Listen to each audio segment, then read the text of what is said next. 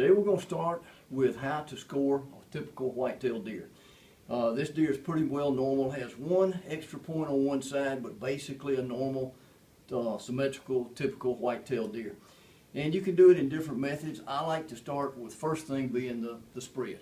And I use a carpenter's rule because this will slide out. It's the best way to stay 90 degrees to the skull. You don't want to go at any kind of angles to get the greatest spread. You want to stay 90 degrees to the skull. This one is approximately 17 inches even. If we do anything in fractions, they're going to be in eighths. 1/8, 2/8, that sort of thing. But that's our spread. We've got most of this written down already, but we've got 17 inches inside spread. We'll do a tip-to-tip spread, but it will not count in the total. Now, once we go to spread, I like to go to beam length. The best way to do that, or really the only way to do it accurately, is with a steel cable. I've got an end on this thing, a stop, which I catch in the furthest point down on the beam. Follow the center of the beam as we go around, making sure we don't move or get anything out of position here. Once we follow it all the way around, I keep this on the end, I clamp it. That gives me a good accurate measurement. I take what they call a lip end tape. I hook it right there, and that gives me my total. Total on this one is 22 2/8. We've already got that down.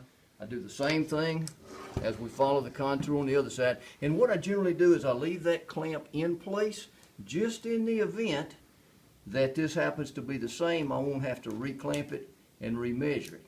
This particular one is a little bit different, but we're able to follow the contour all the way around, reposition our clamp, and then we do the same thing.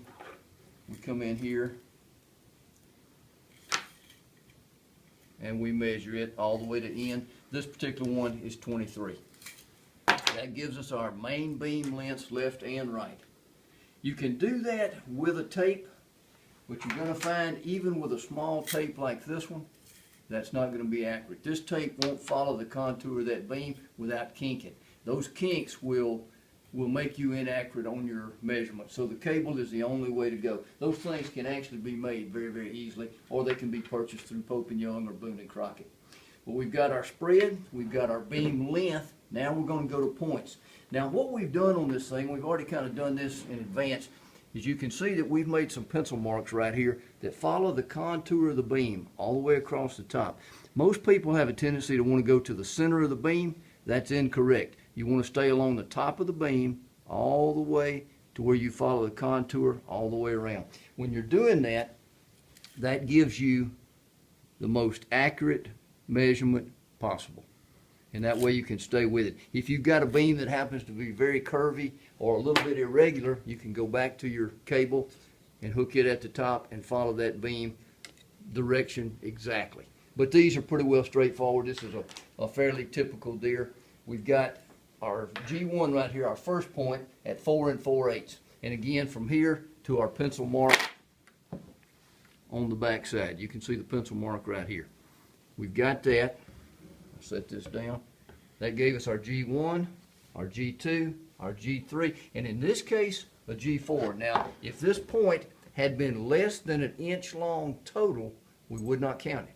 But this particular one was. I think the total on that one was, let's see where we are. We're 1 7/8, so it actually counts. We have to record that, even though we don't have a matching one on the other side.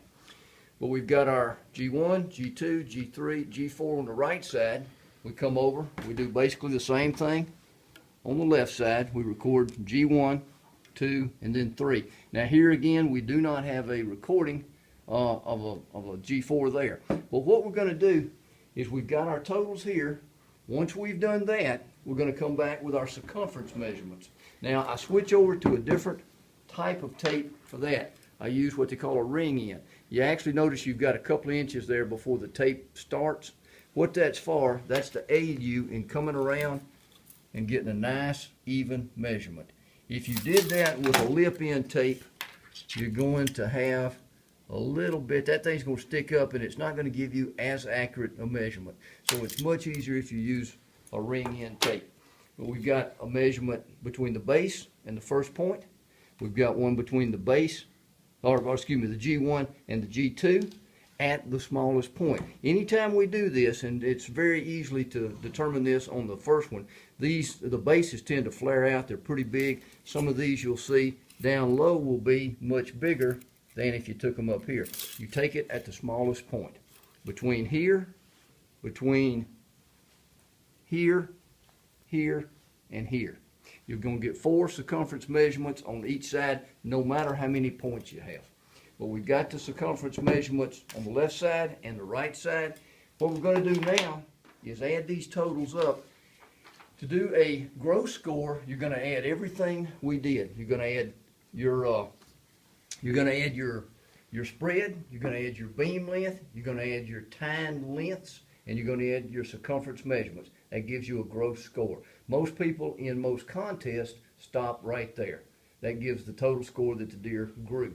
Now, in a official score from, say, Boone and Crockett or Pope and Young, you're going to have to take a third measurement. You're going to have to subtract your column C, or your third column, which is your difference between these two.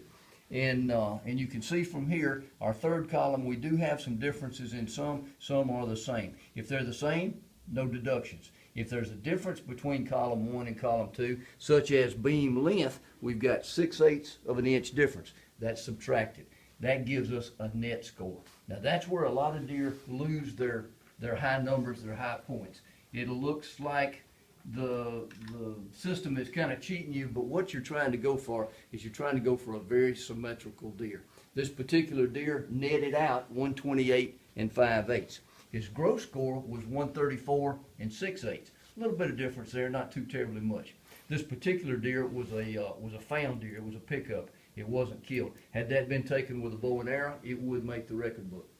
I think minimum for Boone and Crockett is 170, so it wouldn't have gotten to that level, but it would have made the archery record book. Quite a nice deer, though, regardless. Sometimes when you look at a head and you look at the numbers that they score, you're thinking you're not looking at the same deer. But between those numbers, sometimes it'll fool you. They won't be as accurate as you think just from the looks of them. But that's a very simple, very quick way to score a deer. Score sheets are available. You can download them from Pope and Young or Boone and Crockett, and we use a similar score sheet when we do a contest. But very simple, very easy. Takes about 10 minutes.